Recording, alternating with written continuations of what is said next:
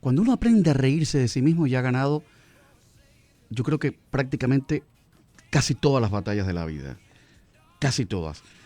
¿O no? Doctor Carlos Rivero, médico internista. Buenas tardes. ¿Tengo razón o no? Totalmente, tienes toda la razón. ¿Usted acostumbra a reírse de sí mismo?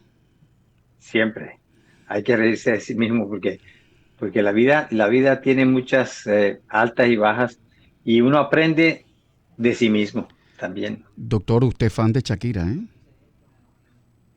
Totalmente, número uno, es el fan número uno de Shakira. Porque me dice mi equipo, alguien de mi equipo que tiene en su oficina fotos de Shakira. Está bien, a mí Shakira me encanta, ¿eh?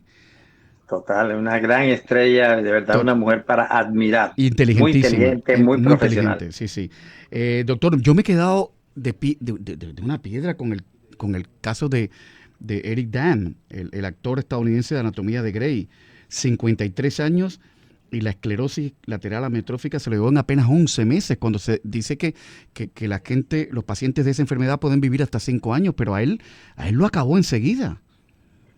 Sí, este tipo de enfermedades que son degenerativas pueden ir ocurriendo en velocidades diferentes en diferentes ¿Y personas. Hay de qué personas que depende duran eso? hasta 10 años, digamos, con vida, pero también puede pasar que vaya muy rápidamente. Es como algunos tipos de cáncer, por ejemplo, que son mucho más agresivos que otros, haciendo el mismo tipo de cáncer en una persona más agresiva que en otras. Entonces, si realmente esto fue rápido, yo vi algunas declaraciones que le había hecho cuando estaba enfermo y declaró su enfermedad y de verdad que sorprende mucho la rapidez con que él fue afectado.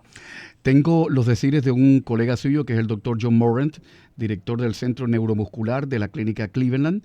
Él dice que hoy, afortunadamente, existen investigaciones, existen tratamientos prometedores, bastante prometedores, dice, para ayudar en el cuidado de los pacientes, que esto no tiene cura, claro. Pero dice que es una enfermedad que confunde a los científicos. Permítame rodar un minuto de un informe de Tatiana Arias de CNN que explica de alguna manera qué es esta cosa tan terrible. Y regreso con usted enseguida, ¿vale? Claro que sí. Adelante, por favor.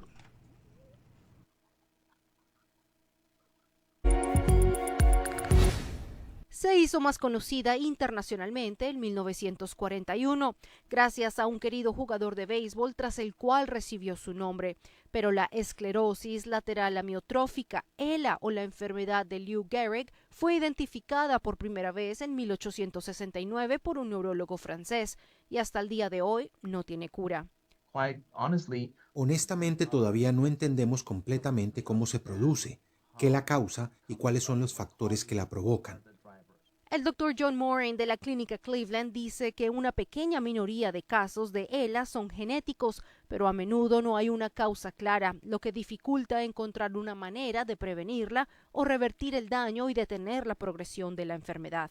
Las señales de advertencia incluyen debilidad en los brazos, incapacidad de usar sus manos o piernas como antes, caída o debilidad en los pies, lo que provoca tropiezos y caídas y afecta la forma de caminar. También podría comenzar en la cabeza, el cuello o la cara, con dificultades para hablar, controlar la saliva, masticar y tragar. También podrían haber problemas respiratorios, dificultad para respirar al acostarse, lo que le hace inclinarse hacia adelante para respirar mejor. Especialmente si no hay mucho dolor o síntomas sensoriales como el entumecimiento, hormigueo, ardor, pinchazos. Eso debe ser informado a su médico. Morin dice que los síntomas aparecen de forma esporádica o de a poquitos, lo que puede hacer que sean más fáciles de descartar. Los CDC señalan que la mayoría de las personas con esta enfermedad viven de 2 a 5 años después de que desarrollan esos signos de advertencia. Muy a menudo el diagnóstico demora más de un año en Estados Unidos, de modo que ese retraso en el diagnóstico también añade un desafío a esta enfermedad. Para el Minuto de Salud soy Tatiana Arias. Doctor Carlos Rivero, médico internista. ¿La edad es un factor de riesgo con la ELA? Sí, pues no sabemos exactamente si es un factor de riesgo, pero sabemos que la mayoría de las personas pueden ocurrir entre los 50 y los 67 o 70 años. Así que digamos, no sabemos si eso es per se es un factor de riesgo, pero sabemos que es la edad en la que más se presenta.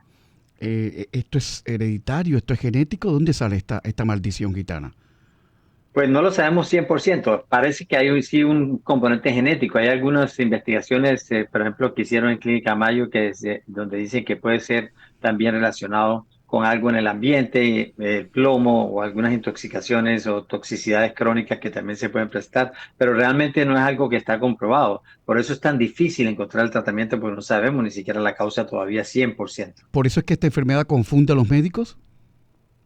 Claro, confunde mucho porque la presentación también es un poco confusa, o sea, no empieza directamente con una atrofia generalizada de los músculos. ¿Cómo empieza todo? ¿Cómo empieza todo? En términos Depende, generales. hay personas, lo que ocurre en el ELA es básicamente que las fibras motoras, o sea, de los nervios, que son las que le dan la electricidad a los nervios, empiezan a fallar, empiezan a no transmitir.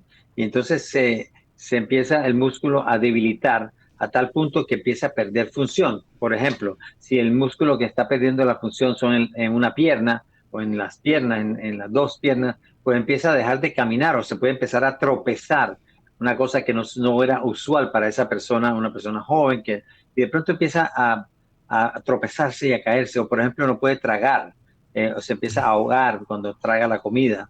Ese tipo de cosas no son usuales para una persona de 50, 60 años, y cuando esto se presenta, obviamente es una señal de alarma, lo que llamamos los twitching o las contracciones musculares que no tienen una relación directa con algo que esté sucediendo o no tenemos una explicación. También hay que estudiarlas también como una posibilidad de inicio de un ELA. Entonces, creo que el inicio no necesariamente es específico, pero lo que pasa después de eso sí generalmente es un deterioro progresivo de la función motora, porque estas personas no tienen nada sensitivo. Por ejemplo, ellos oyen bien, ven bien, el sabor no se pierde, lo que es sensitivo de las neuronas no se pierde, la sensibilidad no se pierde. Lo que se pierde es la parte motora. Pero es terrible entonces. O sea, nuestras neuronas se desgastan, pero siguen funcionando y enviando mensajes. Ya no pueden enviar mensajes a los músculos. ¿Esa es la idea? Claro, no sé, pero lo que hay que entender es que las neuronas tienen una parte, donde las neuronas que van a los órganos, tienen una parte que es motora, otra parte que es sensitiva. Entonces lo que sucede aquí es que la parte sensitiva se conserva, pero la parte motora no se daña. La persona, a pesar de que no se puede mover, puede sentir, puede oír, puede sentir el sabor, por ejemplo, el olor. Todo eso lo puede sentir porque es sensitivo. Lo que no puede hacer es moverse bien o el problema es motor, es de los músculos y se van atrofiando y obviamente prácticamente no se puede mover en algún O momento sea, ya y ni siquiera puede respirar de pronto. uno queda encarcelado en su propio cuerpo. Un caso Totalmente. reciente fue el fallecimiento en 2023 de Brian Randall, fotógrafo y expareja de la actriz Sandra Bullock, cuya muerte generó un enorme interés por conocer más sobre la enfermedad. Aunque yo creo, doctor, que la figura más conocida en este sentido sería la del físico Stephen Hawking. Él murió en 2018, pero vivió 55 años. Es un caso extraordinario.